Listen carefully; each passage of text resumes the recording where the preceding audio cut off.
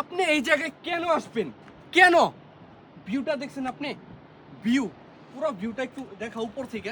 এই জায়গাটা হইতেছে কলা তেরেঙ্গানু কলা বাসুডের পোলা পাঠানতেন আইল্যান্ড। আর এই জায়গাটায় যদি আপনি আসতে চান তাহলে আপনাকে যা করতে হবে, পাবলিক হলিডের সময় আপনি আসা যাবে না। কারণ হইতেছে সেই সময় আপনি প্যাকেজ তারপরে হোটেল নিয়ে সব একটা ঝামেলায় পড়বেন। এর থেকে ভালো যখন হইতেছে পাবলিক হলিডে থাকবে না সেই দিনগুলো আপনি চয়েস করবেন। হোটেল প্যাকেজ সবগুলো খুব ইজিলি ভাবে পেয়ে যাবেন। আর হইতেছে এখানে আসার পর অবশ্যই প্যাকেজ চয়েস করবেন, কারণ প্যাকেজের ভিতরে আপনার খাবার, স্নকলিং, এভরিথিং ইনক্লুডিং থাকে হইতেছে ট্রান্সপোর্ট সহ। শুধুমাত্র আপনাকে আসতে হবে কুয়ালাপাসুর জেটি পর্যন্ত।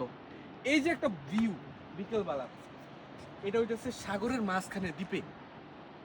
আমি যদি বলি কোটি টাকার থেকেও উত্তম, কিসের জন্য? আপনার কোটি টাকা আসছে শেষ বয়সে যে, কিন্তু আপনি শরীর নিয়ে আর নড়তে পারতেছেন না, টাকা ব্যাংকে পড়ে আছে, সেই টাকা খাবে কি উলিয়ে?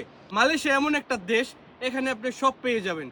আপনি বলেন হইতাছে দ্বীপ বলেন, হাইকিং এর জন্য পাহাড় বলেন, ঝর্ণা বলেন, তারপরে হইতাছে লিমাপুলু বলেন, তারপর হইতাছে আপনার ডান্স ডিস্কো এভরিথিং, ক্যাসিনো,